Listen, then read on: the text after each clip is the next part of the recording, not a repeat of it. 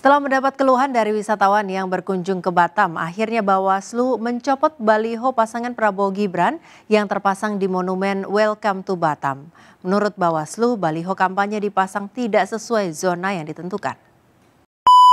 Jadi kami sudah memberikan bimbingan dan arahan karena kalau wisatawan datang sekali dan melihat ada sesuatu yang mengganggu estetika daripada fotonya, ini bisa mengganggu promosi pariwisata kita. Assalamualaikum warahmatullahi wabarakatuh. Sebelumnya, gua mau ngucapin terima kasih buat kawan-kawan semua yang udah mendukung channel ini dengan cara subscribe dan like. Terima kasih ya kawan-kawan. Semoga kalian dipanjangkan umurnya, selalu diberikan kesehatan dan selalu dilancarkan rezekinya. Amin ya robbal alamin. Oke guys, di kesempatan kali ini gua akan menyajikan video-video yang tentang baliho Batam yang viral itu. Ya, maksudnya kenapa bisa viral gitu kan? Apa karena baliho itu melanggar aturan kampanye gitu kan?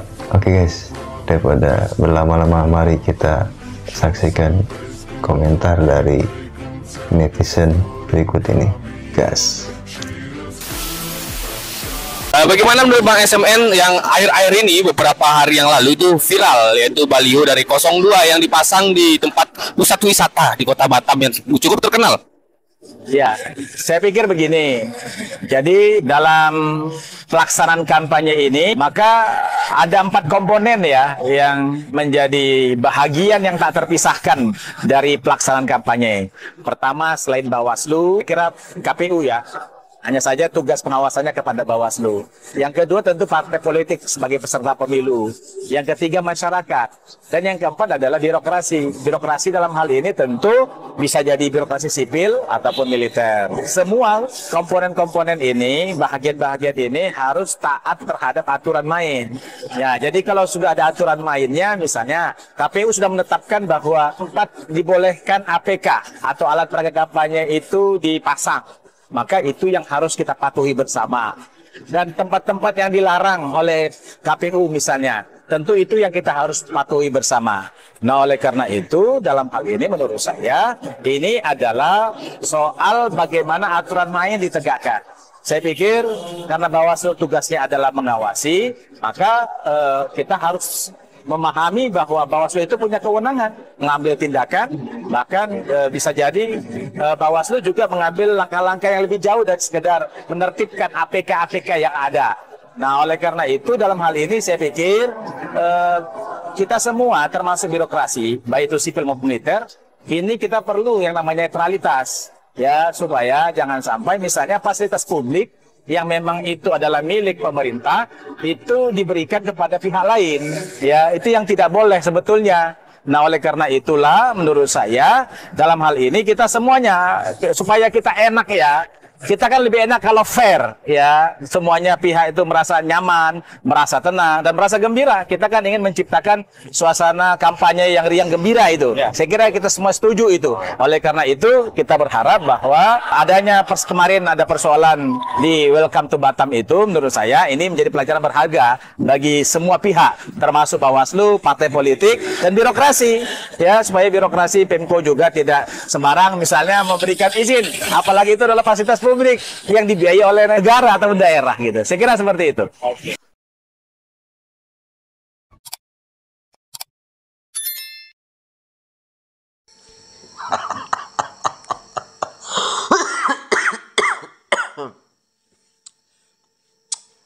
Di PT saya yang lalu kan sudah saya bilang, calon itu kapan balihonya bertebaran di mana-mana, itu pertanda bahwa calon tersebut memang belum terkenal atau tidak dikenal. Coba bayangkan di atas, lihat Welcome Batam, itu O-nya itu ditutup. Bayangkan itu di atas itu kan apa ya? Akhirnya orang kalau WLCM Batam,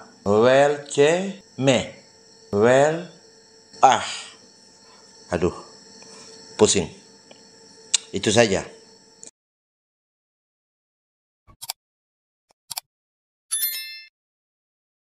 Viral, baliho Prabowo dipasang di gunung. Dan mulailah pendukung Anies komen bla bla bla bla. Maksud gue simpel mau nanya. Emang pendukung Prabowo tuh nggak mikir ya, main tempel-tempel aja. Kemarin di pos polisi terus diturunin, sekarang di tulisan welcome. Gak sekalian tuh di gunung belakang buat tugu Prabowo dan Gibran. Lagian sekarang udah canggih bro, orang udah bisa mikir yang mana yang benar yang mana yang salah, bukan cuma lihat baliho langsung coblos. Enggak lah, nggak zaman bro.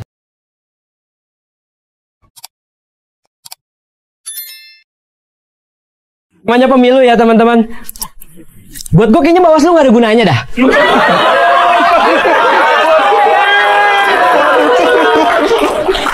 Ya mau ngapain ada badan pengawas kalau di mana-mana masih ada kecurangan.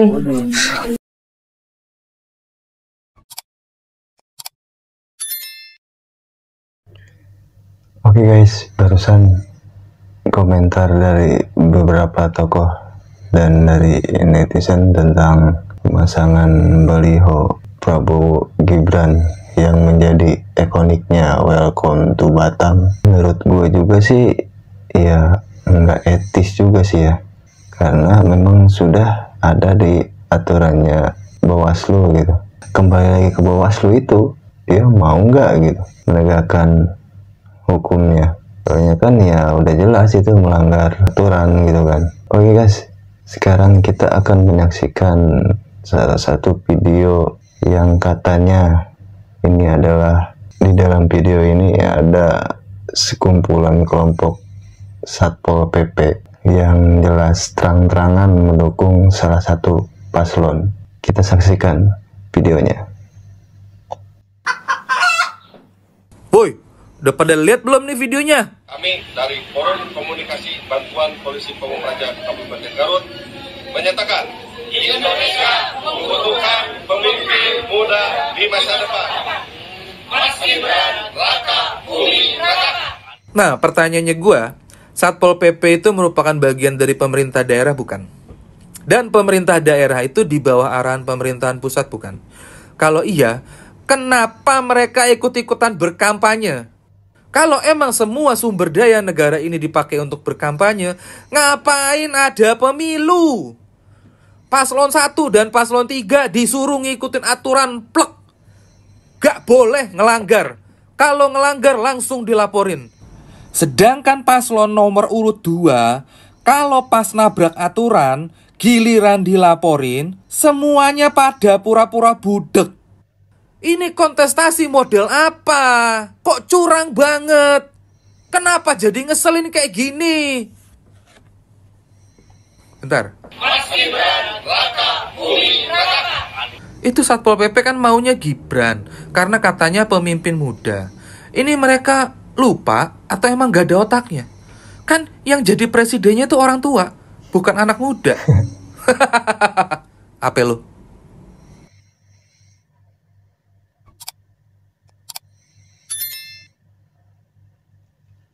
Oke guys, dan ada juga video dari netizen untuk Mas Gibran ya, pada waktu acara pidato di depan pendukungnya. Mari kita saksikan videonya. Ini ada yang masih SMA nggak ya?